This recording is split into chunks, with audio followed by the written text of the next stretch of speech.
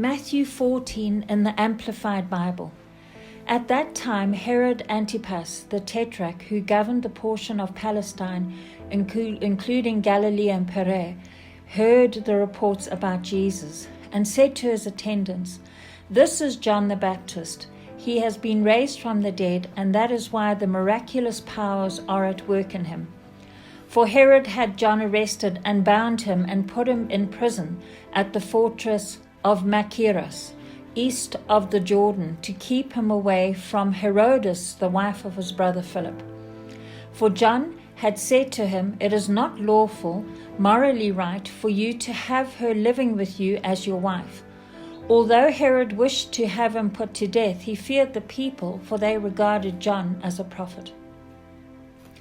But when Herod's birthday came, his niece Salome, the daughter of Herodias, danced immodestly before them and pleased and fascinated Herod, so much that he promised with an oath to give her whatever she asked. She, being coached by her mother, Herodias, said, "Give me here on a platter the head of John the Baptist." The king was distressed, but because of his oaths and because of his dinner guests, he ordered it to be given her. He sent and had John beheaded in the prison. His head was brought on a platter and given to the girl. She brought it to her mother Herodias, and John's disciples came and took away the body and buried it. Then they went and told Jesus. When Jesus heard about John, he left there privately in a boat and went to a secluded place. But when the crowds heard of this, they followed him on foot from the cities. When he went ashore, he saw a large crowd and felt profound compassion for them and healed their sick. When evening came, the disciples came to him and said, "This is an isolated place, and the hour is already late.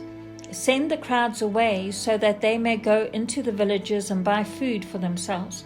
But Jesus said to them, "They do not need to go away. You give them something to eat." And they replied, "We have nothing here except 5 loaves and 2 fish. He said, "Bring them here to me." Then he ordered the crowds to sit down on the grass, and he took the 5 loaves and 2 fish, and looking up toward heaven, he blessed and broke the loaves and gave them to the disciples. And the disciples gave them to the people, and they all ate and were satisfied. They picked up 12 full baskets of the leftover broken pieces. There were about 5,000 men who ate, besides women and children. Immediately he directed the disciples to get into the boat and go ahead of him to the other side of the Sea of Galilee, while he sent the crowds away. After he had dismissed the crowds, he went up on the mountain by himself to pray. When it was evening, he was there alone. But the boat by this time was already a long distance from land, tossed and battered by the waves, for the wind was against them. And in the 4th watch of the night, that's between 3 and 6 a.m., Jesus came to them walking on the sea. When the disciples saw him walking on the sea, they were terrified and said, "It is a ghost," and they cried out in fear. But immediately he spoke to them, saying, "Take courage, it is I, do not be afraid." And Peter replied to him, "Lord, if it is really you, command me to come to you on the water." And he said, "Come." So Peter got out of the boat and walked on the water and came toward Jesus. But when he saw the effects of the wind, he was frightened, and he began to sink. And he cried out, "Lord, save me." Immediately Jesus extended his hand and caught him, saying to him, "O you of little faith, why did you doubt?" And when they got into the boat, the wind ceased. Then those in the boat worshipped him with awe-inspired reverence, saying, "Truly you are the Son of God." When they had crossed over the sea, they went ashore at Gennesaret.